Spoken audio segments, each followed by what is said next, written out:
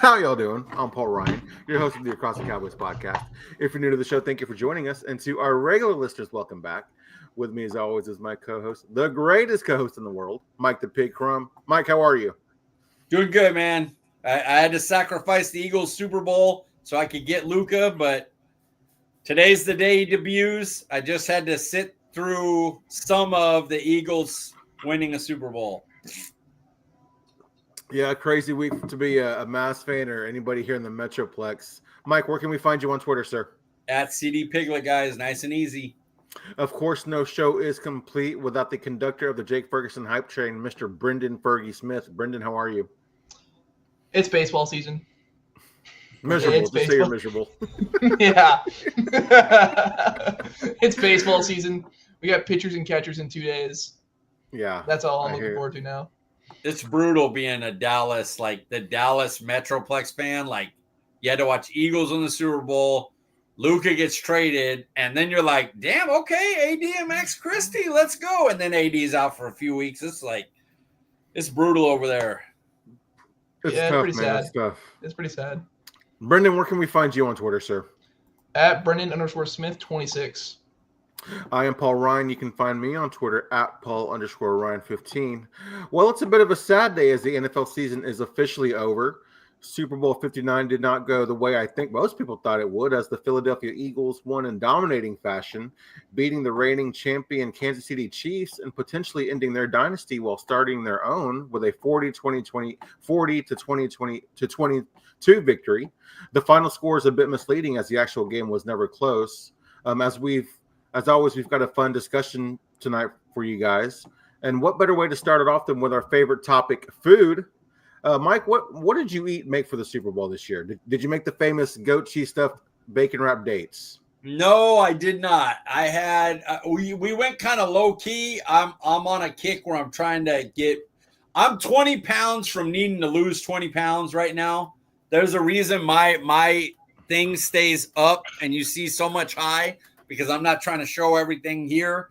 So I made tacos with a black bean avocado, like pico de gallo salsa type in there. And it was really good. Like, I seasoned it up heavy, and we had some, a little bit of sour cream, light, on there. And the beef was actually ground chicken, but I put a lot of seasoning into it to make it taste good. And it was really good, but, I had to pull a little healthy take on it because we're 20 pounds away from being 20 pounds away, and I need to get on my ass right now.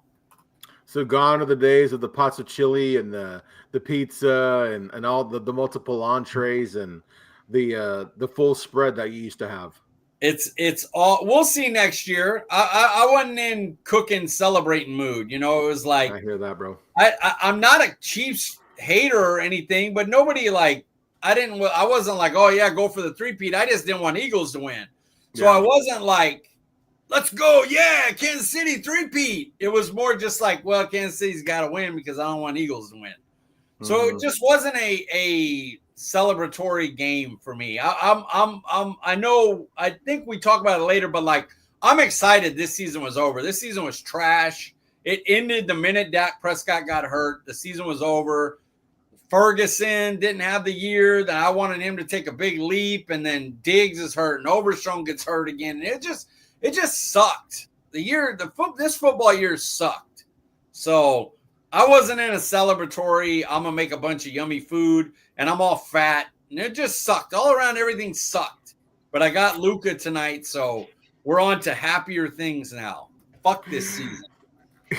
Talking like that just reminded me of that rant you went on where talking about Thanksgiving and being upset about the game and calling out everybody in your family fat. It was, my God, I just had to flashback of that, man. That was hilarious, dude. We have some fun. Dude, when did that happen? What the hell? Year one of the pod. Dude. Year one, Thanksgiving, yeah. I'm upset. Was that the Ravens destroyed us? Was it that one? No, that year we got destroyed on Thanksgiving by Was it the Char? It was Buffalo. No, I think it was the Commanders, but they were still the Redskins at the time. Oh, that would really irritate me. God, Thanksgiving is not. We had that, and I think Baltimore was 1 year. Raiders was 1 year. Like, oh, don't talk about the Raiders one. Don't talk about that. No. Terrible. Yeah, we've had some terrible Thanksgiving games during since the beginning of this podcast. Brenden, how about you? You know, what did you eat during the Super Bowl? How was your Super Bowl? Honestly, I didn't really eat much food yesterday. I didn't care. Like, I truly did not care. My friends and I, we went and got some pizza early on, and we went bowling. So they had TV screens. So we watched the game partially, but like we were just watching everyone else bowl. I got you. Yeah, it's kind of funny. I think you said it best, Mike. It's not like I don't think anybody was celebrating. We were just kind of watching the game because it's the last game of the season. So, we kept it pretty low key in this household. My in-laws came over, and then my sister and cousin and little cousin came over. We just kept it simple. Had pizza, chips, and dip, and my wife made some cannolis. But yeah, we weren't really celebrating the game or anything, obviously rooting for anybody. It was like such a bad game anyway, so we were just kind of enjoying each other's company, talking and enjoying the commercials. But such a weird Super Bowl experience this year. Yeah, it was not good. No one cared. Not rooting for anybody is so weird. It wasn't even competitive where you could like at least enjoy a competitive game. I'm talking about the build-up though. I'm talking about the build-up. No one was talking about it at all. Like, because Luka happened. Well, yeah, but no, I don't even think even after that, no one was talking like, oh, leading up to what do the Chiefs need to do? What do the Eagles? Like, I heard nothing. Yeah. Like, my favorite moment from like the prior to the game was they were talking to an Eagles fan and he misspelled Eagles when he was doing the Eagles chant. That was hilarious. Didn't the mayor do that or whatever? Oh God, he did. Yeah, and they were making fun of it on one of the shows. I seen a clip where the people pick Eagles and they spelled it wrong as like a joke, and the people were like, "Well, you spelled it wrong," and he's like, "I know how to spell Eagles. I was doing it because so many people messed it up." Yeah, that's funny. One of the brighter spots, at least for me, were the commercials. I thought the commercials were especially funny this year. Brenden, what were your 2 to 3 favorite commercials this year? I know you were bowling, so maybe you didn't see too many. But the thing is, I got distracted by them. Okay. So I'll go, of course, from 3. I got 3 to. I'll go 3 to 1, but mine was the Willem Dafoe Mick Ultra commercial. I loved that because he legit turned into Michael Jordan, jumping up like 15 feet in the air to go for a corner shot. Made me laugh my ass off while I was trying to bowl. I'm like, we're seeing Willem Dafoe as Green Goblin in a commercial, just with that athleticism. And then I got the Instacart one where you see every commercial. You'll see the Kool-Aid Man. You see Mr. Clean. You see Old Spice. Like, you see so many things.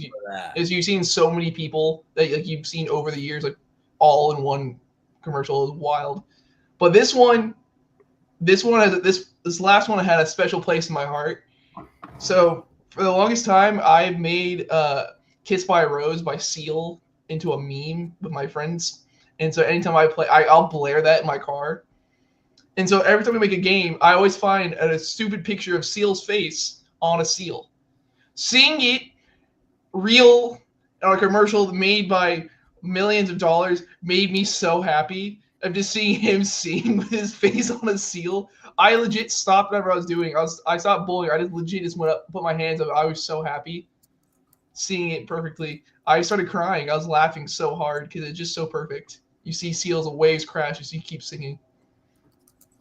Yeah, that was a great one, man. That one made me laugh out loud. It was so funny. Best commercial I've ever seen. I needed that. Mike, what about you? Okay, so I only put 2 because I heard the Seal one, but I wasn't paying attention, so I never saw him on the Seal. I heard about it afterwards. And so I was looking up, like, well, what was the best commercials? I don't really remember any. The only 2 I remember are the Dunkin' Donuts with Jay and Silent Bob, because I grew up on Jay and Silent Bob. So I was like, oh, shit, they brought in, Ben Affleck. Instead of Jay and Silent Bob doing a movie and bringing in Ben Affleck, it was Ben Affleck doing a commercial and bringing in Jay and Silent Bob. So I like that one. And then the Thunderbolts trailer, because I'm pumped up for that movie, which we'll talk about later on. But I really like the Thunderbolts trailer because I thought it kind of put together what is going on now. Instead of just like, hey, these characters that you saw as side characters in movies and shows and stuff like that, they're finally coming together for the movie, and I hadn't seen like a full big trailer like this that shows bad guys and all that stuff. So yeah, it's those were my two. But I do remember the one with the Kool-Aid guy jumping out and all those, and I remember one that had Post Malone and a comedian, but I didn't follow it enough to remember all of it, but the beginning of it was good. I saw Bill Murray, but I wasn't paying attention. I just looked up and I was like, oh, Bill Murray. Like I was so, oh, you know what? No. I didn't even see Bill Murray live. I saw Bill Murray when I was looking up best commercials. And I was like, oh, Murray was in one. I didn't even see that. I didn't watch all either. We'll talk about, but I didn't. So I didn't even see the second half of commercials. So I suck. I only have two. That's all I got. Sorry. Yeah, I have the Mountain Dew Seal commercial as number one, and then like you, Mike, the Bud Light cul-de-sac with Post Malone and Shane Gillis. I don't know if it's Gills or Gillis, but that was really good. Gillis, right? That's what I thought. And then Goldilocks and the Three Trucks with Glenn Powell. I thought was really, really funny. Where he's like telling the bedtime story to, I guess, his daughter, and he's like he's playing the role of Goldilocks in the story. I thought that was really, really funny. And Glenn Powell. I missed the Glenn Powell commercial. Yeah, it's good. It's a good one. It's funny. You should check it out for sure. I know that's your like man crush, right? Your Hollywood man crush. We'll talk about that upcoming too. But the thing that's funny is the one that I was gonna say is the one where like football is around to like make you hungry or whatever. And then people told me it's like that commercial's been going on for like the whole football season. I'm like, well, I fast forward commercials. I don't pay attention. I knew Matthew McConaughey was in them, but I thought this one was a different version of it. And I was gonna put that. I was like, if they've been going on forever, then it's not really a Super Bowl commercial. So I didn't add it. But I do remember that one. I think those are pretty good. The food, football is to make you hungry, thing. Yeah. I don't remember the product though. So big waste. Yeah, I think isn't it just Uber Eats? Isn't that what it is? Maybe that might be it. Yeah. Yeah, that's what it is. I believe I know what Mike's answer to this question is. I'm curious about you, Brenden. Are you a fan of Kendrick Lamar, or are you a fan of rap music at all? I mean, it's not like the music I'll listen to like on a daily basis, but I got no problem with Kendrick. His music is pretty good. Yeah. Mike, I feel like your answer is yes. I think we've had this conversation before. I'm from Cali, man. So and Dre, I grew up on Dr. Dre, Eminem, and they found Kendrick Lamar, and he produces a lot of his work. Like even the ones that are produced by Mustard, like the beginning of Turn the TV Off, that is Dr. Dre gave them that. You can hear like the horns and stuff that are known in Dr. Dre's stuff. So yeah, I'm a big fan of Kendrick Lamar. Love him. So it was fun to watch a like current. It's not like somebody that was kind of like they're still relevant, but like their music was more like his shit is right now. He has number one shit winning Grammys, like top guy, and you got to see that in the Super Bowl halftime show. That's one of the first times since like Michael Jackson was, because even Prince was badass halftime show, my second favorite of all time, but. It had been a while since you had new, like Prince was number one top guy and everything. He just had so much badass music that he was still the Prince, the second like best in the world. But like Kendrick Lamar was like, I'm the dude right now and my stuff's going right now and I'm the guy. So it was pretty tight. His latest album, G&X, man, that's like a no skips, just I could listen to it every day and not get tired of it, I'm sure. It's amazing. Gloria and Reincarnated, Squabble Up, and of course, Turn the TV Off is like an all-time, like that one will be 10 years from now, will be a badass song. Yeah. It was nice to see him, kind of performing not even all of his hits, but it's like you hear so many good songs, you're like, that's just like his latest album, Yeah, it was killer. He did a really good job. Yeah, kind of just going into it. I mean, I thought he did a really good job of just kind of staying true to himself while also being entertaining during his halftime show. I didn't feel like he tried to do too much or tried to appease the fans. I just thought he did a really good job. And he did the song that everyone was like, oh, yeah. And he not only did it, but he was like, say Drake, and looked right in with he don't give a fuck, dude. That guy does not care. That beef between him and Drake is always going to be, like part of like rap history, man. Yeah, I know. And because I'm from Cali and Drake's Kendrick Lamar's from here and stuff. I think he's a little bit better, especially as a battle rapper. I mean, obviously he's a million times better. But I have Drake songs in my iTunes. Like, I'm a fan of Drake. It's just I enjoy both their music. So I don't, but I'm not going to go on and be like, oh, I like Drake, so his halftime show sucked. Like, no, he had a good halftime show. And if Drake does a halftime show and it's good, I'm going to be like, that was a great show from Drake. Like, I listen to his music. I'm not like crazy like that. Like, oh, I love Lamar, so I can't listen to Drake. I don't do all that. Yeah. You can like both the artists. You can, admit that Drake lost, and you can still listen to both their music. So yeah. That Drake definitely lost. I mean, let's be real about that. It's crazy that people think that Drake won that battle, dude. I don't know how you can ever think that, but just on the fact that one of the battle songs won like every Grammy, like that, like not like us won the country music Grammy. It was yeah, given every fucking award. So yeah, there's no question the winner of that battle. Brenden has no idea. Brenden may not even know those two people's names. He's young enough, but he has no idea. He's like, can we talk about Toby Keith or something? Okay, how white do you think I am, man? Damn! You're from Texas, white. Okay. I guess Toby Keith, you're too young for that. I should have went with. I don't know country, so I barely listen to country, dude. I barely listen to country music. Oh, okay. Would you say music's like a big part of your life, or like you listen to music every day, like that's the first thing you listen to in the car and stuff? Who are you asking? No, sorry, I'm asking you, Brenden. Sorry. Oh, dude, yeah, I can't do anything without music. Okay, cool. Working out without music is stupid. I see some people do it. I'm like, no. Like, I don't know what's going on inside of your mind that you're okay with no music while you're working out. Or people like, you know what? Let's drive without music. Why? Yeah, well, real quick, what's the music you listen to? Some artists you listen to regularly? It changes. Depends on what like mood I'm in, but like it's a lot of harder rock, like Breaking Benjamin and stuff. Oh, okay. Okay, I know that. Have you ever heard Steel Panther?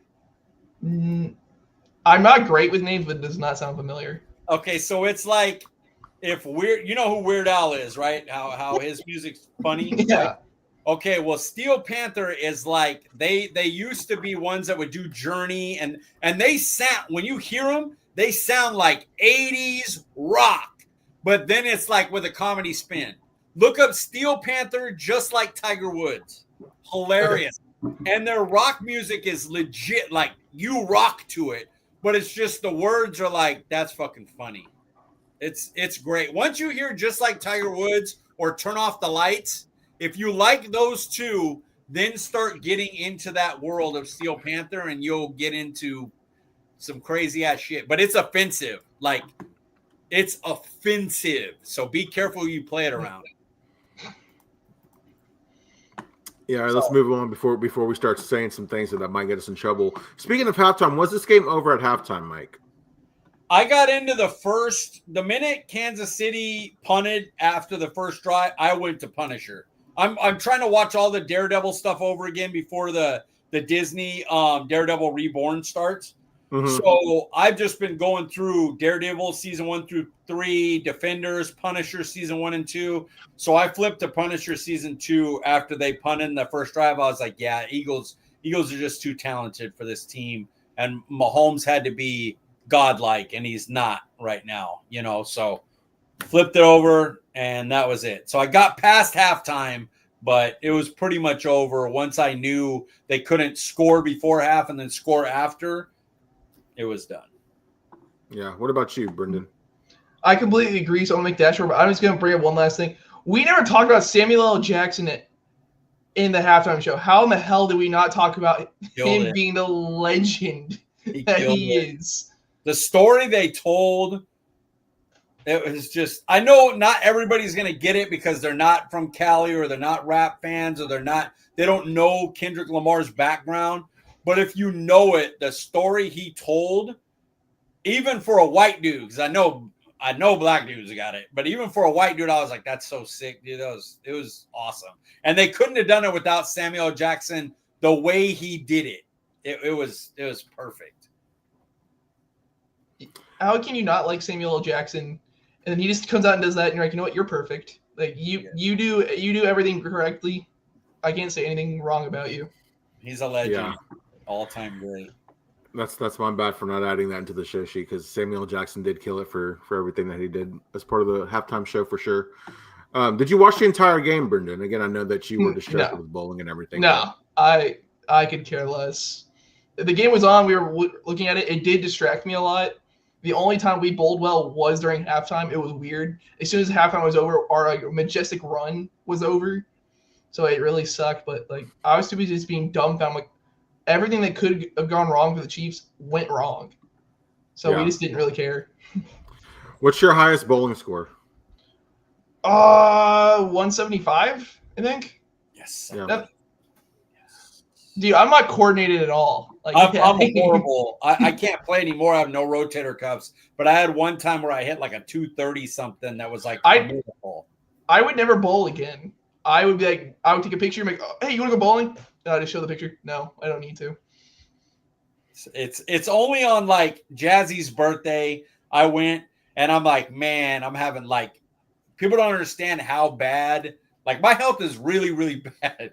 And like my rotator cuffs, like I'm at Disneyland, they're like, do a picture where you put your thumbs over your head, and that's it. This is like, I'm like, okay, you got to take it fast. Oh, and I'm like, oh, and it's so throwing a bowling ball is like bad on so many levels, but I'm not going to go there and bitch. You just go and throw it. And then if you suck and they laugh at you, who cares? You know? Yeah, it's with your friends. It gives them something to laugh at. Exactly. You know, I did watch the entire game just because it was the last game of the season, but honestly, I spent most of the time talking with my father-in-law, talking with my sister, you know, playing with my son and stuff. So it was just kind of on and background noise. And every time I looked up, the Eagles were doing something. So, I mean, it wasn't really much of a game. It's kind of sad that was the last game of the season, but I did in fact watch the entire game, you know, just to punish myself, if you want to call it that. What surprised you more, the Chiefs' underperformance or the Eagles' dominance, Mike?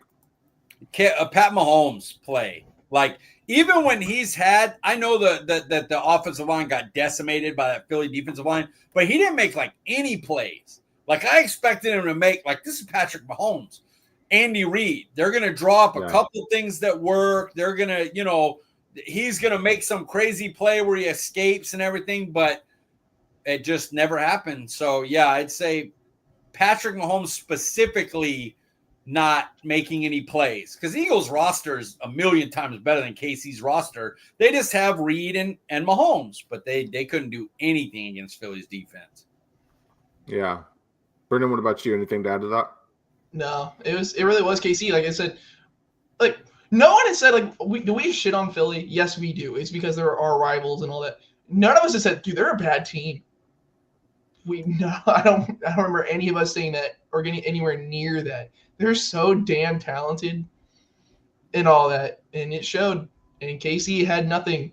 Their blocking scheme annoyed the hell out of me 2 straight times. You see Travis Kelce blocking on the edge. Why? Like, what has he shown in his career that he can block, honestly? And then compared to the edge rushers Philly had going after him. Josh Sweat versus Travis Kelce. Really? They gave him 14 points. I mean, you'd have never got me to say that. You'd say what you will about, like, we all knew, like, Philly had a great roster, you know, top to bottom. They were loaded. But you'd have never came in and gone, well, Patrick Mahomes is going to give the Eagles 14 points. That I would not have said. I would not have guessed that. Yeah, I was kind of with you guys. The Chiefs' inability to do anything on offense or defense was just shocking, man. I mean, seeing the Eagles' defensive line like just obliterate the Kansas City O-line was a surprise. But, you know, Kansas City not figuring out anything until, you know, late in the fourth quarter to make the game look somewhat respectable, but not even that was still shocking to me. Yep. That was crazy. Did this game say more about the Eagles or Chiefs for you, Brenden? It had to be more about Philly. It has to be. Like, it was straight dominance. Guess what? What we've been talking about this entire season, Saquon has been their engine. Saquon didn't do much. Like, he was held in check. Everyone else wasn't. Legit, everyone else on their roster wasn't, but Saquon was. It was just top to bottom domination. besides Jalen Hurts' one interception, which I'm like, okay, Philly had their chance to really get out in the lead. Here comes KC, and then they shut them up again. Like, it just kept going back and forth and just straight dominance. Mike, what about you? What do you think? Yeah, I think it's Philly for sure. If Hurts plays well, they're unstoppable. Like, they are. Where are they average anywhere else? Like, they're great everywhere. And then if the QB, the one spot where, like, okay, if we could stop Barkley, make Hurts, get to Hurts, maybe he'll make some mistakes. They got to pressure, got him to throw a pick. That was his only mistake all game. Played his ass off. And I know a lot of people, the defense was clearly the game's MVP, but it's hard to pick one player. You know what I mean? And Hurts did enough. He ran for over 70 yards, threw for 220. Like, I thought it was fair to give him the MVP, even as somebody who's like, everybody knows, I never thought Hurts was going to be a great player. I thought it was fair to give him the Super Bowl MVP, even though we know collectively Eagles defense was the main thing. But he played well enough. And if he plays like that, you're dead. Like, they just don't have weaknesses elsewhere. So it was definitely about Philly and about the trenches. My God, if you watched that game and you didn't think defensive line, offensive line, I don't know what you're doing. Like, if you, there's a lot of people that are like, no offensive line, no matter what. And I don't really want an offensive lineman. I want to see what they could develop with these guys. But if you left that game not going, look, if the best player there is fucking an offensive lineman that could, then just take him, or a defensive lineman, just take him. Even though I'm one that wants weapons for Dak too. Like, being able to pressure with a front four, being able to stop a offensive line like Philly and a back like Saquon Barkley with your front seven the way the Chiefs did, or being able to dominate Kansas City's offensive line with your four, like, that just shows you how much defense and offensive line are important in this league. Like, they're the most important. That freaking throw Hurts made to Devonta Smith on that long TD was just nasty, man. I never saw it until highlight because I was already off by that point. But it was beautifully play called. And you have to be able to block it up. And Kansas City put so much into stop Barkley.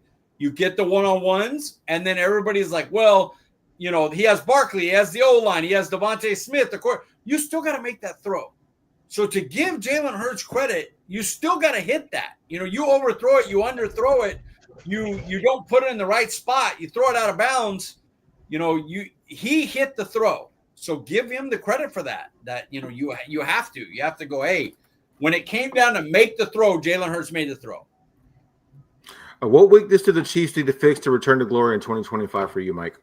Left tackle, cornerback, probably replace Bolton because they'll probably let him. He'll sign somewhere. A cornerback across from McDuffie, and then they badly need a left. They gotta fix the O-line, the tackles. So that would be, if they can block a 4-man rush, it's over. Like, they're going to be almost impossible to beat the other way. Just like Hurts plays good, hard to beat the Eagles. If the offensive line can block a 4-man and you got to blitz Kansas City to get pressure on Mahomes, you're dead. So that they really need to fix the left tackle spot. Brenden, what about you? What do you think? Well, they had their left guard Joe Thuney out there at left tackle, so they're already like, Joe Thuney's a phenomenal player. He is ever since New England, but like, I would say another weapon. DeAndre Hopkins showed his age hardcore. Yeah. That drop made me want to throw up. You gained at least 20 more yards after that. The one play where, he's wide open. When else were you able to say that in the Super Bowl other than garbage time? Never. DeAndre Hopkins wide open over the middle, and it's dropped. It looks like he stopped running. Like, he was it looks like in a game where he just paused real quick. And it just made no sense. Kelsey looked old too. Yeah, nobody on the Chiefs looked right, man. It was just insane, dude. Except for the rookie. Xavier Worthy. Yeah. But like everyone else, you gotta hope Rashee Rice can come back from that ACL injury. But other than that, they don't really have much. Yeah, even with Rice, you're right. They need another weapon. A new tight end probably is likely where you're going to have to go. But they need that. Even if with Ray Rice and Worthy, get them one more guy, whether it's a third wide receiver or a tight end. Yeah, Rashee Rice coming back from that nasty injury, dude. He's not going to be right this, Dude, Ray Rice coming back from prison, man, to come out and ball out. Rice? Wow. Wowzer. Ray Rice would be a Dallas signing, not a Kansas City signing. Oh, my God. We got the guy. We got him at a bet. Rashee Rice. My apologies. What would you do if the Cowboys signed Ray Rice to be our starting running back? We just had Ezekiel Elliott. Could it be worse than that? Like, well, we know. No, I'm not making the joke. Nope. Nope. Not doing it. Not doing it.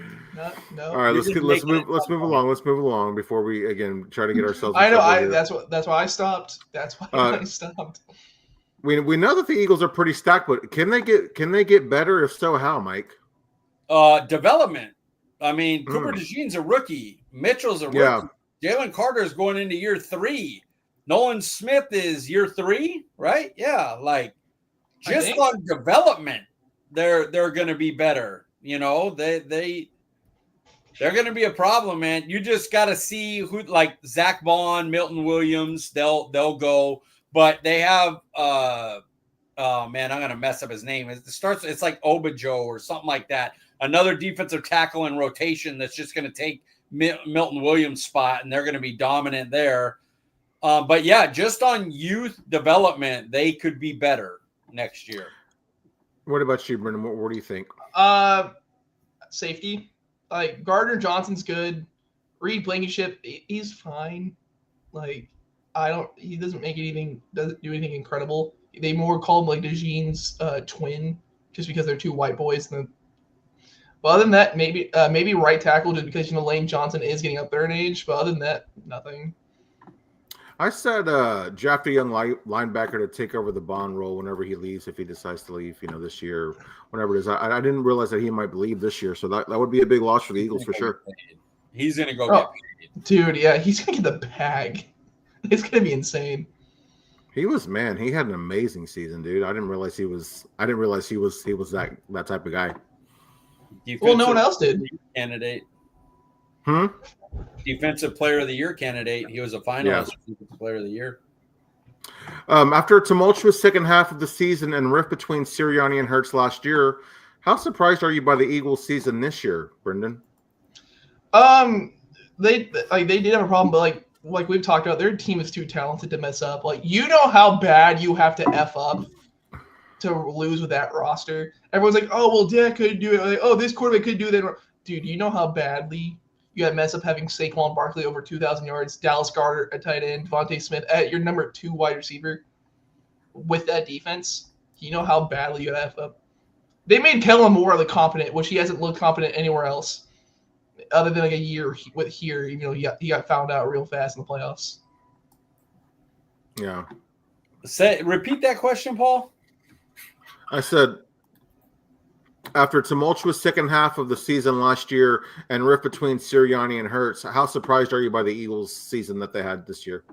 Oh, okay. Well, I mean, you knew they were talented. I didn't know if Sirianni or Hurts were good enough to go all the way, like beat KC, beat a healthy Detroit. I didn't know they were going to beat San Francisco if they were healthy. I didn't know if they were going to be that level of good. Unfortunately, Detroit Niners got hurt, so we didn't really see it. But they went in, gave Andy Reid 2 weeks, gave Pat Mahomes 2 weeks, and whipped their ass. So, I mean, they definitely have the most talented roster. I just didn't know if they had the coach or quarterback to do it, but they both showed up and whooped ass. So, yeah, I'm kind of surprised, man. It really looked like the Eagles were kind of on the brink of imploding last year, and to see how the season they had this year. Really impressed with Sirianni, honestly. It even seemed like, at the beginning of the year, there was still some sort of like potential drama and that, the whispers about him, if he didn't make it to like the title game or something, that he would be getting fired. Obviously, that won't be the case now, but it just, I don't know. It kind of seemed like even at the beginning of the year, things were kind of shaky. So kudos to them for figuring it out, man. Yeah. Vic Fangio, great hire. Yeah, for sure. How big of a loss would Kellen Moore be to this Eagles team, Mike? None. Yeah. It's not even a shot. Their problem last year was the defense. Mm-hmm. They had little things like if you blitzed Hurts, he didn't really have answers in the offense and everything. But you can develop that with that offensive line, those two wide receivers, that running back, that tight end, like whoever they promote into that, they'll run Sirianni's offense, which works for Jalen Hurts. And that's kind of what they had to adjust to. Like they were like, Kellen Moore come up with some plays every once in a while, but we're going to run the stuff that Hurts knows and is good at because we're so talented, we can do it. Like there's no reason to switch it up like that. So they'll bring another guy in, they'll run Sirianni and Hurts offense and then hopefully, make sure he has some answers to the test if there's blitzes or they get bogged down. But Kellen Moore is no reason that team won. Howie Roseman is why that team won. Brenden, anything to add to that? Saquon Barkley is the reason why that offense moved that well. It wasn't because like, oh, Kellen Moore, look at how great. No, you had a 2,000-yard rusher who made everyone look like a joke. The 2 games against the Rams, I forgot, but absolute domination. And he could have done more. They sat him out one game, and his stats would have been even crazier. He stopped wanting to run against the Rams in the playoffs because he's like, you know what? No, I'm not going to score it again, even though he could have. He was the reason why the offense went. Yeah.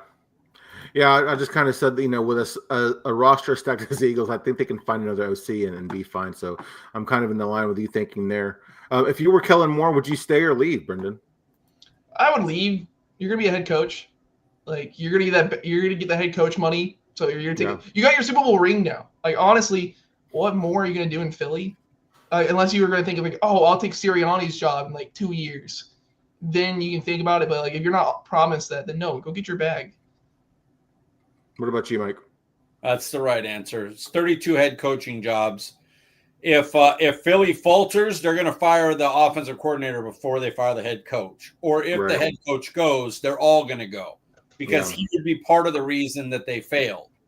So, no reason to stay there. Go get your head coaching job, get your money, get your opportunity. If it doesn't work out, because the Saints are not in a great spot right now. So if it doesn't work out, you'll go back to being an OC again and make your money that way, and you'll be fine. It's kind of crazy to think that the Saints and Derek Carr could be parting ways this season after signing kind of like a pretty lucrative deal just a year ago. Big fan of Derek Carr, but he's not, he would be better as like a mentor backup role now. I know he don't want to hear that, but it is what it is. He's not a franchise quarterback. He's like a bridge guy now. Jameis Winston type. Better, but Jameis Winston type. What's more depressing, the season being over or the Eagles winning the Super Bowl, Brenden? That's the Eagles winning the Super Bowl. The season's been over forever. Like, we had a little bit of hope. Maybe we'll make a little run because, like, I was just wanting to play spoiler in the end. Like, I didn't care. I'm like, well, if Dallas wins, Dallas loses. Okay, but they win. We can knock the Bengals out of the playoffs early. What if Washington somehow wins the division because we win or whatever? So, like, that was fun. No, it's Philly. It's gross. Like, we're talking up Philly because they won the Super Bowl. Like, you have to give them their props for a dominant Super Bowl win. This wasn't like the Rams Patriots Super Bowl where you're like, none of y'all should have won. Like, this is they beat their ass. Like, it was just a murder. But no, it's still F Philly. Like, no, I don't care. Always. Mike, what about you? What's more depressing? Dad.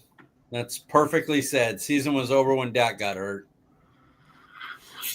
Yeah, I'm trying to see what I said here. I would say, the season for me, it's the season being over for sure. Of course, I hate that the Eagles won the Super Bowl, but that being the last game and going that way, and then the Eagles winning the Super Bowl and that being the last game of the season, and then there's no more football, not even like Pro Bowl or anything. That's a little bit more depressing for me, but I can definitely see both sides of that.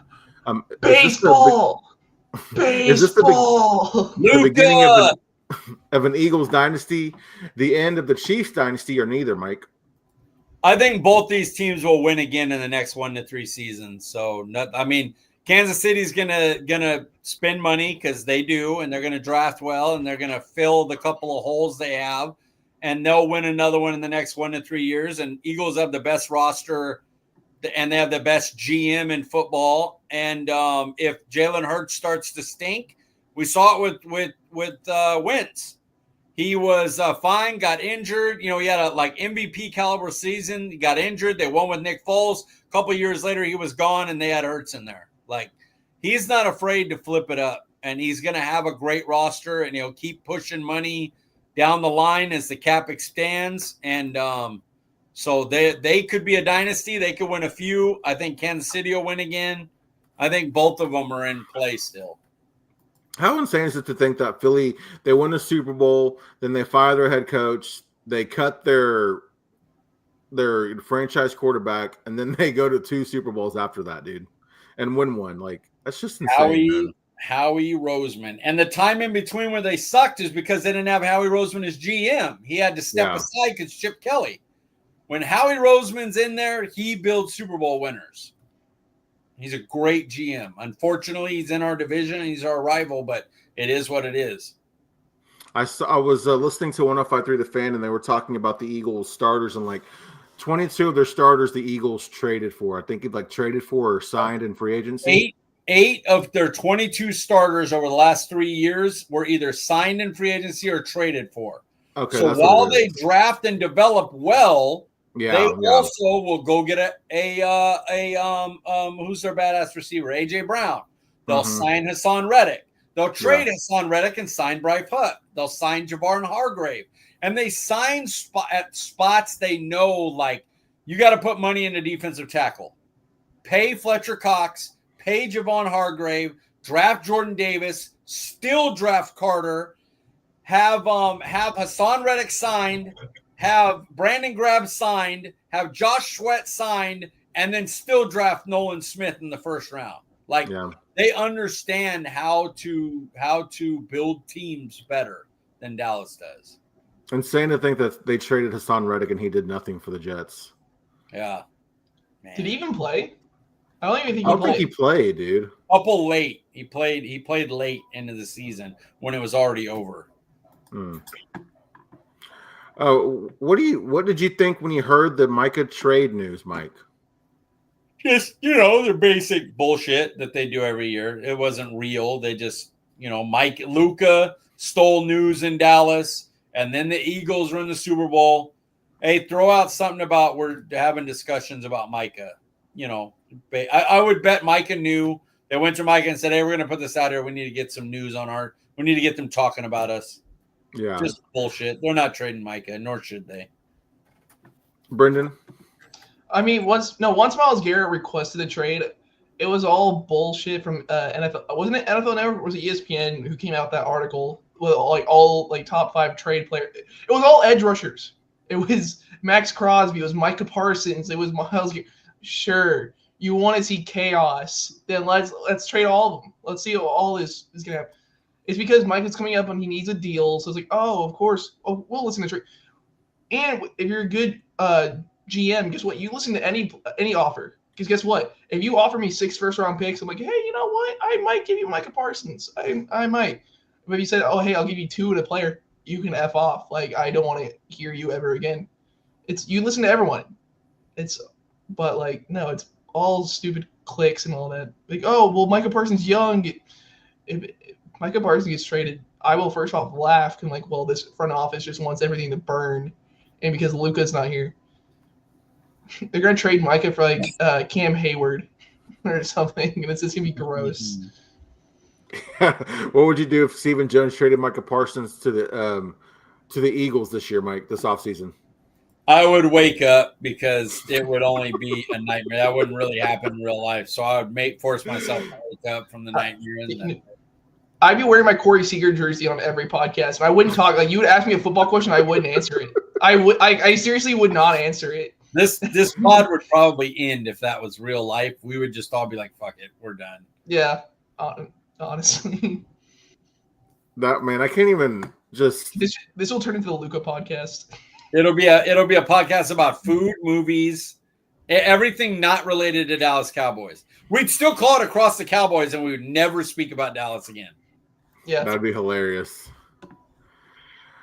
Would you still be a Cowboys fan if Jerry and Steven traded Micah in a Luka type of deal, Mike?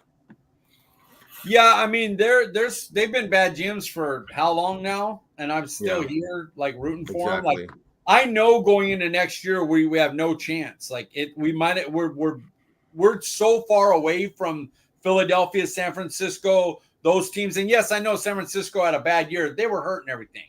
They will rebuild. We really put money in, trade play. They'll do stuff to make sure they're up there in the real contenders category. Not like, hey, we'll win 10-12, but the minute we get in the playoffs, we know the 4 to 7 teams that we're not beating. Yeah, it would have to take. It would be like you played the Niners, but Christian McCaffrey was quarterback, like Eagles had this year. You played Philly, and you're just great versus the division, so you had a fluke win. You played Detroit, but they had 100 injuries, like they did the one year. Like, and then you'd get to the Super Bowl and be like, well, is Lamar playing? Because if he is, we're done. Is Josh Allen playing? Because if he is, we're done. Is Patrick Mahomes playing? Because if he is, we're done. Like, the only way is if you got in and a million injuries happened and you were the only healthy team. And even then we'd probably lose to some lower thing like we did Green Bay a year ago. So, yeah, I'm still going to be a fan. It is what it is. They suck. So it'd be different if like Lakers did that. Then I'd be like, what the hell? What? Not this team. But like Dallas, they'd be like, oh, Dallas did something stupid. Well, they have a bad GM. What are you going to do? Yeah, that's kind of what I said. I said I've made it this far, so I'd still stick around if I'm still here now. What about you, Brenden? It just shows everyone loyalty at this point. It's like you just feeling pain. Yeah, I guess so. I do this every Sunday. Yeah. Put yourself through hell for the last 20 years. Yeah. All right, here we are, Mike's view from the sidelines. What do you know about the Cowboys' latest hires, Junior Adams and Connor Riley, Mike? Okay, first of all, Connor Riley is not related to Lincoln. So people that think that, pardon me, golly, he's not related to him. He was the OC at Kansas State. Good O-line coach. He coached Deuce Vaughn and Connor Beebe. He's a great addition to Clayton Adams. And you could tell that the focus of this coaching staff is the offensive line. It's not run game per se that people think, because people mistake that how good the offensive line pass blocking stats were for Arizona. They were very good. It's not just run game. It is offensive line. As far as Adams, I know that he helped develop a lot of people in college. What are you laughing at, Paul? I see you grinning down there. Is it Ray Rice still? Are you still on Ray Rice? No, sorry, something different. Go ahead, man. Sorry. No, you're good. And Cooper Kupp, a lot of stuff came out about Cooper Kupp, loves that guy. And it's just weird that he's available, for probably a 5th or 6th round, like a day 3 pick. Exactly. And now you have his favorite like wide receiver coach, so that's interesting. But I know that about those guys, that they're both good teachers at the positions that they were called to be the coaches for. So I'm excited about, like, if you look at our development, like Jalen Tolbert didn't develop like we hoped. Yeah. We've seen Guyton and Steele regressed a little under our guy. I'd even say Tyler Smith, who was an all-pro, wasn't an all-pro level. He was great last year, but I even think he kind of slipped back a little bit. And I'm interested to see how much better BB could be with Adams and now Riley. So, yeah, I'm excited for these hires. This coaching staff should give this team some hope until free agency hits, and then we'll all be like, we're fucked. But hope right now, this coaching staff should bring some hope. They put together a really excellent coaching staff. Yeah, really excited about this coaching staff. I've kind of did a couple of shorts on it, just kind of staying updated with all the recent hires and everything. But yeah, like you said, until free agency hits, it's pretty exciting to see, the moves that the Cowboys have made so far this offseason. How can Ken Dorsey help Dak elevate his game? Okay, so let's eliminate 2024, where he was stuck on the Browns, was stuck with Deshaun Watson, and they had Jameis Winston. And they were like 28th and 32nd offensively. Like, they were just bad, but I'm not going to blame that on him. Like, look at the situation he's in. Before that, he helped develop Josh Allen. Josh Allen was drafted in 2018. He was the QB coach, I believe, in 2019 to like 2021, and then he was the passing game coordinator. So he did help develop Josh Allen. Now, I will say Josh Allen has looked better under Brady, but they've kind of like Brady kind of made it a James Cook, more centric offense. Like they made him more elevated than it was before. So I'm not going to say that he like, oh yeah, way better. Like Dorsey wasn't very good, but you can see like the development of Allen hopefully can translate to Dak, but I'm in a wait and see now. That's the one that I'm like, he's not the QB coach, by the way. He's going to have some weird other title, but he's going to game coordinator, something like that. Something like that. What I was told was he'll be the QB coach. Like he'll help the QBs, but he'll have some weird different name. And then they have another guy, Shimko or something like that, as the QB coach. They elevated him. He was with the staff before, and they kept him by giving him a raise and making him the QB coach. I think it's pass game coordinator. That sounds right. It's something like that. Some BS one.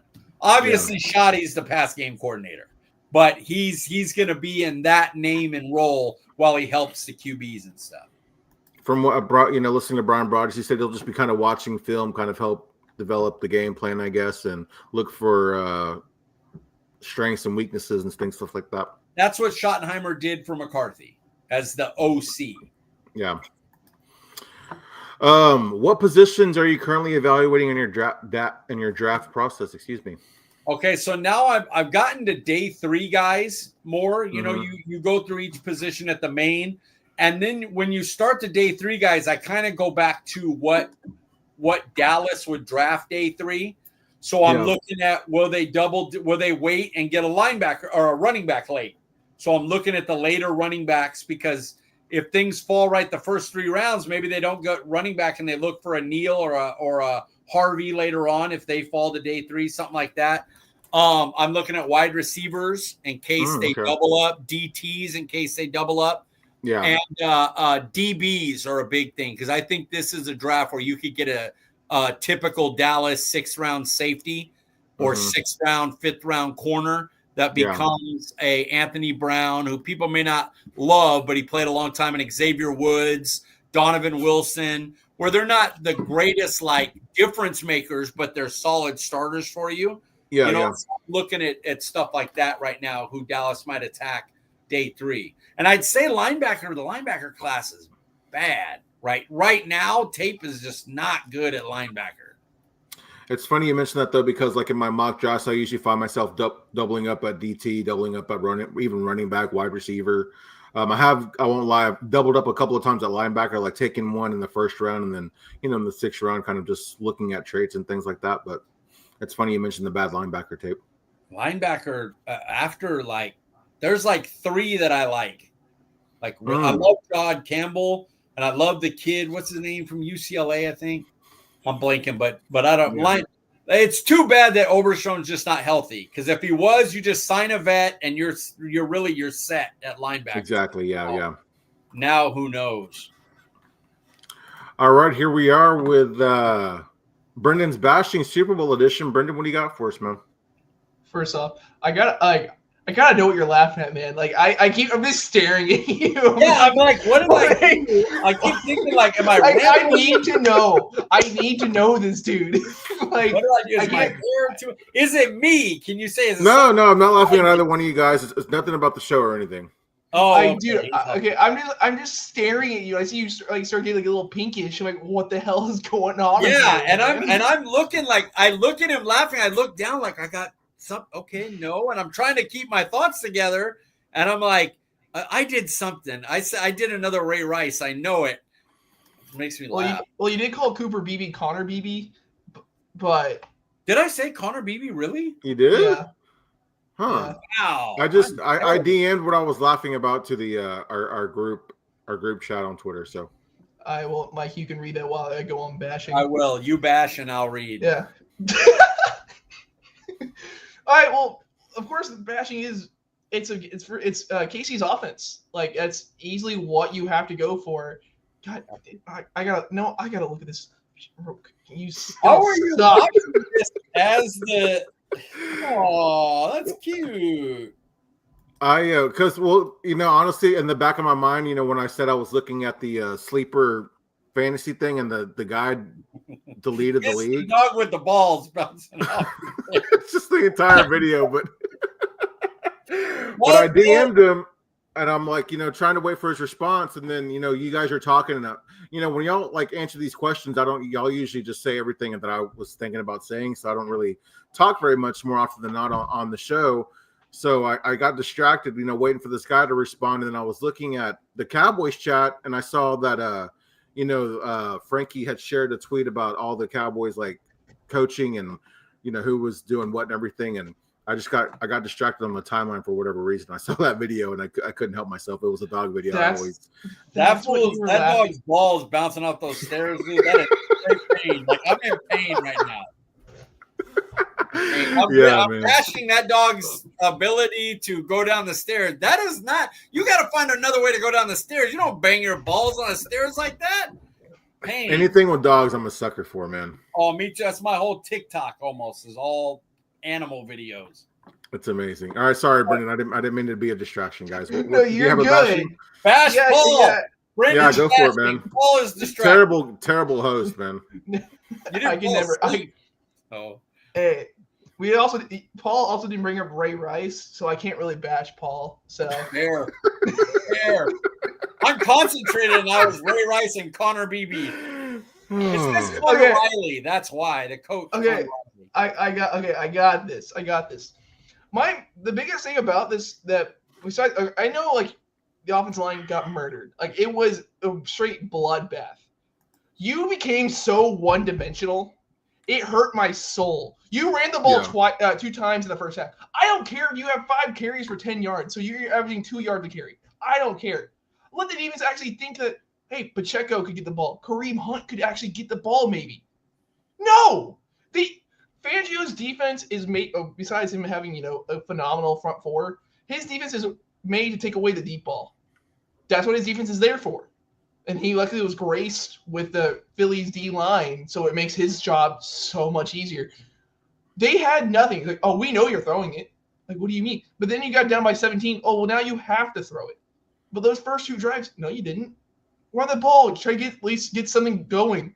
Dude, when you have this, like, I had their stats ready. Patrick Mahomes, 4 carries, 25 yards. Kareem Hunt, 3 for 9. Shamaze Piran went 1 for 8, and Isaiah Pacheco had 3 for 7. You're telling me your top 2 running backs had 6 carries for 16 yards. Brutal. In the Super Bowl. Yeah. Like Andy Reid is one of the best offensive minds we'll ever see. He is. And he'll go down to the, what the hell are you doing? Like, seriously, like of course Mahomes would have to play great no matter what. Are you wanting him to be football Jesus? Like doing everything possible to win? No, why? No, we've seen now, even the best quarterback in the league isn't going to win like that, even though they said, guess what? It's a quarterback, it's a winning stat here, so wow, he shouldn't be able to do that. Okay. But, dude, how do you do that bad in the Super Bowl? You have 2 weeks to prepare. You're like, okay, hey, we got this. This game plan, it's going to be great. We know this. And then you don't run it. I found this out. So, of course, y'all know I went to the Cowboys-Philly game this year. So, of course, our game was a lot closer in the first half. But I got a text from my dad saying, hey, Cooper Rush has like 36 passing yards, right? And I'm like, oh, that bad? He's like, yeah. I'm like, okay, I knew he was bad. I think he was bad. Cooper Rush had more passing yards in the first half against Philly than Patrick Mahomes did in the first half against Philly in the Super Bowl. Crazy. I'm not comparing quarterbacks by any means. So like, don't even like. I'm gonna say I'm not trying to do. Some people will take that and all that. It's like, oh, well, Cooper Rush is compared to Mahomes. Cooper Rush is better than Dak, and all, like, I'm not doing that. But like, so a game where you look at, dude, you're playing terrible, and somehow you play worse than Cooper Rush, dude.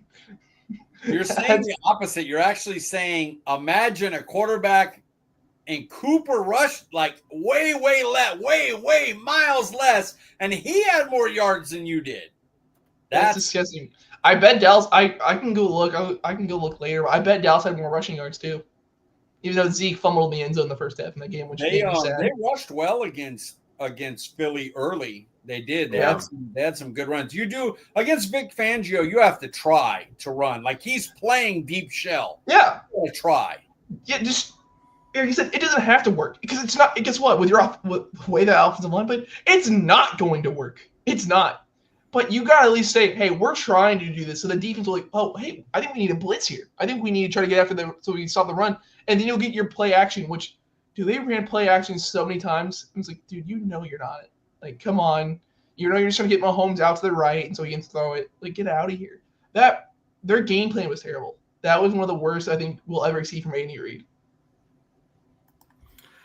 Yeah, it was surprising. I know there was at one point, it was like late in the second quarter going into the half. I don't even know if maybe it was potentially in the third, but Kansas City had like a total of 20 yards. I'm like, oh my God, dude. What is going on, man?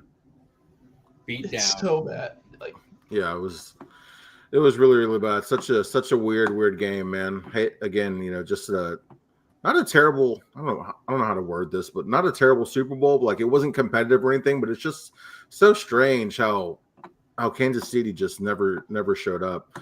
But let's move on here to prospect review. Last week, Mike, you were assigned Elic Ayomanor, wide receiver out of Stanford. I'm sure I butchered that, but give us your review on him.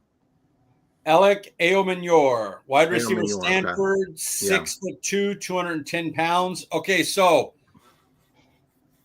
oh man, okay. With this new wide receiver coach, this might be a guy at 44 that could be a perfect fit with Lamb. 6'2", 210. He's about a 4'4" guy, so he has speed. He's not like a burner, deep 4'2" Xavier Worthy guy, but he can beat you deep. He has enough speed for his size. Yeah. Good at contested catches, great at back shoulder fades, going up and getting the ball. He is an X. You can play him there. You don't have to move him around. He'll beat guys on slants. He's a good enough route runner. He doesn't mind catching in traffic. He's excellent at that. So he has size, speed, catch radius, rack ability. He'll go get it. He has great what do you call it? Tracking. God, like when you throw the ball deep, he is so good at if it's over the wrong side, he's good at. Yeah. And then he will like just route run lazy too many times, and it's annoying. Or like you can see, it's like a person that knows he could do something, so he doesn't do it hardcore because he's like, I'll just get it anyway, and then he'll get like locked down, and it's like frustrating. Like even when you're against a Travis Hunter, a good corner, you should be talented enough to beat that guy if you're doing what you need to do. But he doesn't always do it. And it's like, if I could get that like coach to be like, hey, you need to do this at that, like get him with CeeDee Lamb, get him with Adams, and just go run. Nope, that wasn't good enough. Run that shit again. Put him back. Nope. Oh, you ran it bad again? Go sit down. When you want to run it right, and you want to go 100, then you can get in because you should be as good at X. You should be one of the top X's. You should be one of the top guys. You should be a first-round wide receiver. And the reason you're not is a mix of like you're from Stanford, like you do everything well, but you're not great at everything except for tracking. He's pretty great at tracking, but like he's a good enough after the catch guy. He's a good enough rack guy. He has good enough hands. He has good enough route running. And it's just like, I want to draft him at 44 and I want him to get him with these guys and get him with CD, and you just become that dude with Lamb, and he do it. But it also, he could be just a guy. Like he could be, Mingo beats him out. Mingo he blocks better because he's a good blocker too. Like there's nothing about him that you're like, he does this really bad. But then it's like, then why are at 6'2", 210 with 4.4 speed and you do everything well, why are you not dominant? And it's just because it doesn't feel like he wants to be. And that is so frustrating to me. Yeah. And so I really, really want him to be there at 44. Yeah. I want Mason Graham to fall in the first somehow, and I want Elic Ayomanor to be there at 44, and we just grab those two guys, and we're like, okay, we got cornerstones at these positions because we know we have guys that develop them right, and we got the right situation around them. My worry is Jalen Tolbert should have been better than he was, and he wasn't. And Cooks didn't look as good here. And Brooks, I believe, should be better. And Flournoy didn't do anything. And he has talent. Like, he should have been able to do something this year with what was available around him, with what people were doing. So I just, because I haven't seen wide receivers develop here, because I'm not counting, you do not get credit for CeeDee Lamb. CeeDee Lamb is a fucking monster. And nobody else developed. So that scares me. Is this new group going to develop one of these guys? If so, then this could be the guy because we need an X. And this is an X that could win more than one way. He's not just a slow big guy, 50-50 ball guy, or a back shoulder guy. He could do it, but he could also run a slant and catch it and go. And you could do other stuff with him, crossers and post corners. You could do all that. He could do all that stuff, but he has to want to do it. I don't know how else to put it. I really, really like him, and I really want him to be here, but he really scares me too. So I do want to draft him at 44. I feel like he fits at 44. Okay, so here we are with the prospect preview. It's funny you mentioned one of the guys I was going to ask you about because I had two guys. I was going to let you decide who you wanted to review. Do you want to review Jahad Campbell, linebacker out of Alabama, or Tonka Hemingway, defensive tackle out of South Carolina? That's a tough one. Let's do Jahad Campbell. Okay. We're not going to get many linebackers, so let's do one of the ones that's a possible if he fell to 42 or 44, or if we traded back. He's a guy that could be a under, like, you don't think about it, and we end up drafting him, and you're like, oh, shit. We like Nealon. And you're like, hey, that actually, now you go into this year, and you're like, okay, Tank's going to go. Golston's probably gone. Like, Nealon became a huge pick, It could be one of those things.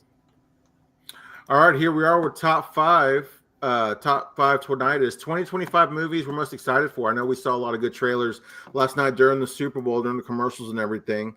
So, Mike, you being the biggest movie buff on the show, give us number 5 on your list. This one was hard because, like, Tron Ares, Thunderbolts that I talked about, Ballerina. Yeah, dude. There's a bunch that didn't make my top 5. This one was difficult. But not all mine are big name ones either. So I went with Naked Gun as my number 5 because it's one of my all-time favorite comedies, and I like Gun. There's a new Naked Gun coming out. Liam Neeson is going to be, his character is going to be played by Taken. Come on. You just said Liam Neeson.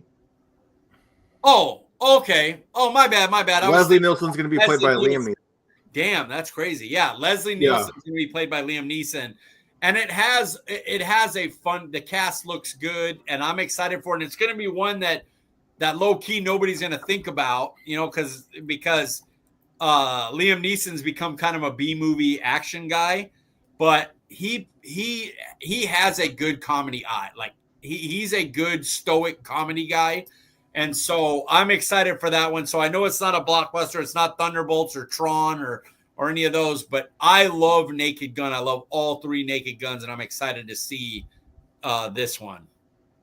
I'm gonna have to see it. Is a trailer out for it already? Not yet. It releases. Okay. So there's no trailer. It's just one I know is coming out, and so I'm excited for it. Brenden, how about you? So this year, I'm not terribly pumped on the movies. So like, I'm just gonna like preface that now, in the sense of like none of them are truly like dude, I can't wait. Like I was waiting for years for Deadpool 3. I was so amped up for it. Like that's the most pumped I think I'll ever be.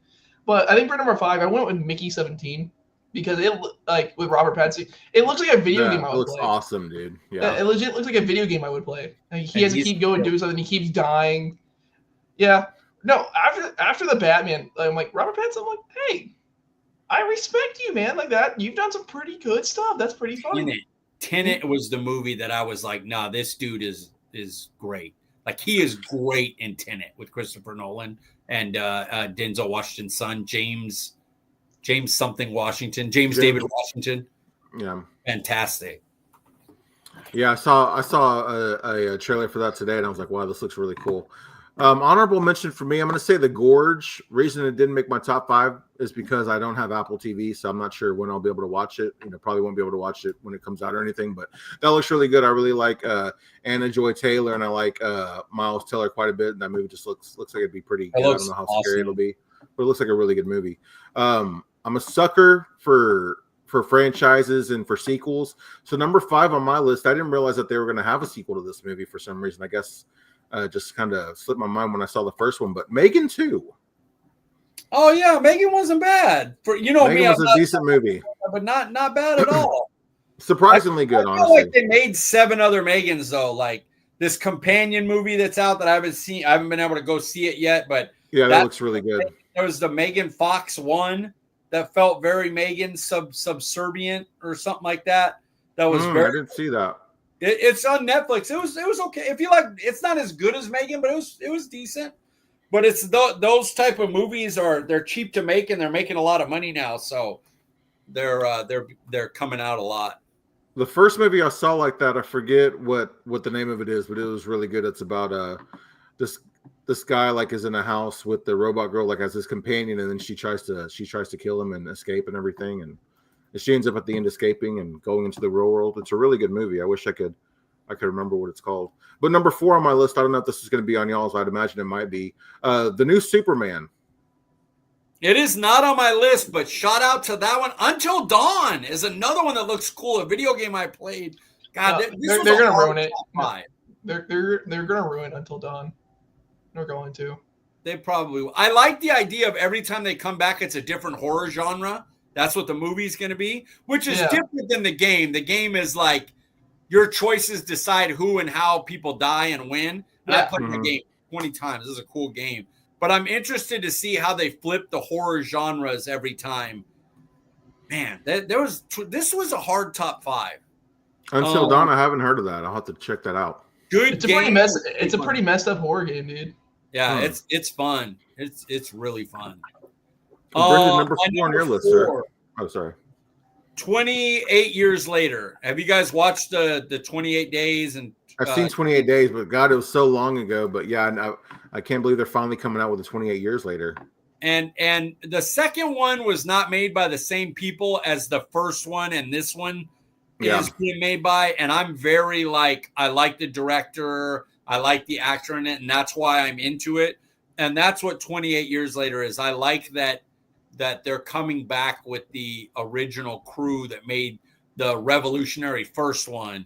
And I'm excited to see if they can even get close to matching that. But it's more of a shout out to the people in it and the people that made it. Right. Brenden, what about you? Number 4 on your list? Mine is my 4 and 3 will kind of go together. The one reason why I'm somewhat looking forward to these is horror. So I put for 4, I put Final Destination. Bloodlines. Oh, they have a new Final Destination. That's another one. That didn't make mine either. And that's another one that I really want to see. Like, this year's got some movies. It does. Final Destination's a good franchise, man. It is. It's fun. It's fun to see the creativity. What's number 3 on your list then, Brenden, if you know? Mike, I was like, Mike changed up the order. Was I supposed to do 3?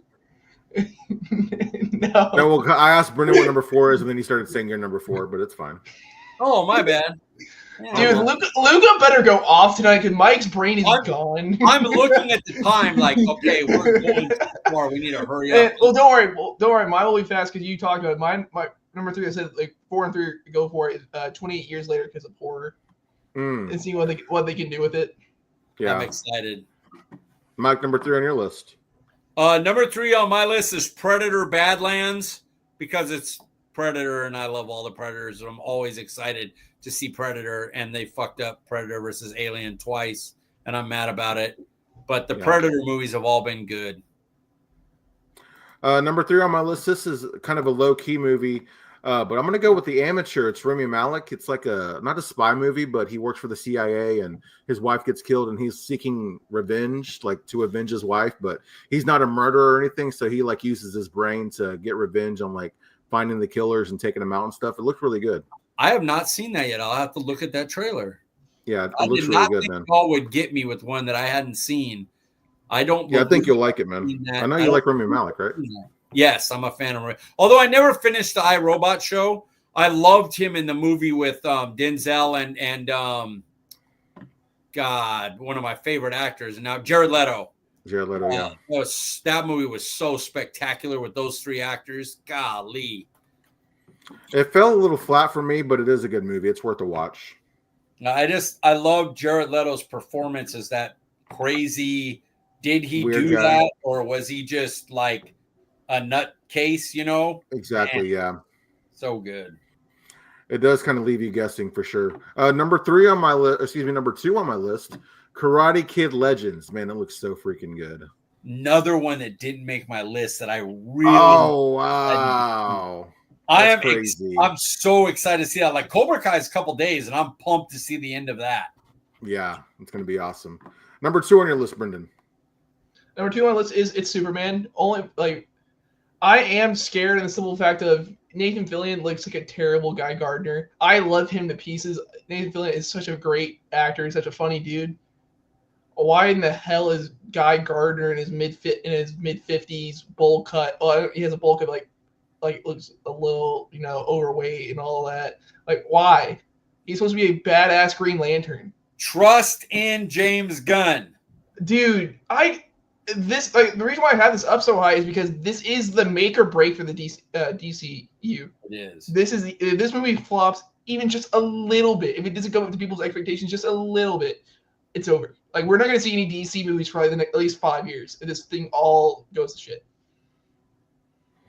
Mike, number 2 on your list. Number 2 on my list is the second remake of The Running Man, and this is pretty simple. Edgar Wright, possibly my favorite director of all time. He's definitely in tier 1. Edgar Wright is behind Shaun of the Dead, Baby Driver, if you don't know who he is. All of the Shaun of the Dead, the 2 people, Simon Pegg and Ed, I call him Ed because that's his name in Shaun of the Dead. But all their combined movies is Edgar Wright, Hot Fuzz and stuff. He's a genius. And the guy playing Arnold Schwarzenegger, Colin Farrell's character, is Glenn Powell, who we have already established. Oh, wow. We have a weird man crush on. I am a heterosexual male, but I am in love with Glenn Powell. So I don't know what that is, but that combination, I cannot wait for, and they're doing it based more off the book, which is a Stephen King, I believe, novel. So, the other 2 didn't, they took stuff from it, but they didn't base it off it as much. And Edgar Wright will stick to it more. All right. Well, Mike, number 1 on your list. The Fantastic Four First Steps. I mean, that just looks, I'm so pumped for that. Like, it looks awesome, but they've never done a good one. So it's like, man, how are you supposed to feel about it? But it's Disney this time in charge of it. That's the difference. And then you look at man, I really like the guy they got to be the Thing is so underrated. I'm blanking on his name. He's from The Bear. The Bear, he's so awesome in The Bear, dude. Wow. Are you ready to see the Thing cook during the movie? Oh, you ready to see him cook? Literally cook. And then Pedro Pascal is just hitting home runs left and right. Everything he does is a home run right now. And I'm just excited to finally. It's not just that. Do I think this movie is going to be as good as Endgame or whatever movie you want to put in? It's not that. It's what it symbolizes. Same as Deadpool, Wolverine. They got Wolverine because Ryan Reynolds has been trying to do that forever. This is the symbolizing of that mutant thing coming into the Marvel universe. And I am so pumped about that. Like, I cannot wait to see, what this leads to going forward with Doom and all that stuff. And I even heard that they're talking about Jonathan Majors coming back as Kang. And if he's like a horrible piece of trash, like P. Diddy guy, I get it. But if he's not, I love his portrayal of Kang and the way his demeanor and his look. Like, God, I just want him to be able to finish that as Kang, as long as he's not like a real, like, true piece of garbage, and I don't want him. But if he's like made mistakes and everything, and Robert Downey Jr. made mistakes, and he was a great Iron Man, and if there's a way we can get Jonathan Majors to be able to finish out his Kang arc, I really, really want that. I badly want that. Yeah, I don't think Jonathan Majors did anything nearly close to what Diddy did, but. Yeah. It was the domestic violence thing, and I hate getting into like, yeah. Like, if there was something there, that's fine. But like, I just people make mistakes. Touchy subject, man. Yeah, and if it's not something you can't come back from, I would really like him to be able to be Kang. I would really like that. Yeah, I hear that. All right, Brenden, number 1 on your list. I think we're all just going to agree it's Fantastic Four. Like, I think it has to be. Like, I got nothing else. I got nothing else to add to it. Like, this just has to be the number 1 movie of the year. It's the lead. What it portrays is what it is. The getting into Doom and these characters that Fox had, and not that Fox just did bad movies all the time with them. They had some really good, but the Fantastic Four has never hit right. And just and those getting this incursion of the mutants and stuff, I'm so excited. Galactus needs to be overpowered. If he's not, then I'm gonna get pissed. I agree.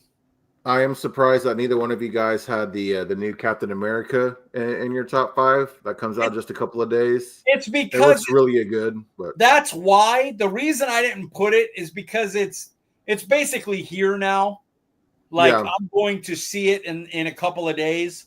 So I was like, I'm going to let it. But it would be in my 4 or 5 spot if it wasn't for the fact if it was coming out in 2 months. It would. I've been kind of over Marvel movies for a little while now, but when I saw the trailer again, I'm like, man, I actually will want to take the time to go see that in theaters. This looks legit. This looks Fantastic Four did not make my list, although it was very close. But it's just because none of them have ever hit. It was like, man, I'm not even sure if I've even seen the most recent ones, to be totally honest with you. So number 1 on my list, I'm a sucker for franchises and sequels and whatnot and scary movies. Final Destination Bloodlines was number 1 on my list. I'm okay with that. I get it. Horror movies don't really get me. I don't get scared. Like, I watched Nosferatu and it was fine. I understand why it was loved. But for me, it was just kind of like, I don't get scared at that stuff. So I like horror movies that are like, okay, show me the cool deaths, creative deaths you can come up with, or show me a creative way to bring in those style of movies. Like Talk to Me with the handshake and it was just a spirit movie, but they did it coolly. Saws, how are you going to kill? Final Destination, what kind of creative kills? So, I like that one. I don't mind that. All right, well, there we are, guys. About 8 minutes until tip-off. You're welcome, Mike. I'm turning my TV on now, so it's about to get loud. Tonight is Luka Doncic's Laker debut. I'm going to try to find a way to watch it. Brenden, I imagine you are as well. Mike is turning on his TV now. I of course, I want nothing for the best for Luka. Of course, there is no bad will. I'm not going to watch it just because to make me feel bad. I hear that. Well, as always, gentlemen, I enjoyed this nice discussion. Before we get you out of here, Mike, where can we find you on Twitter?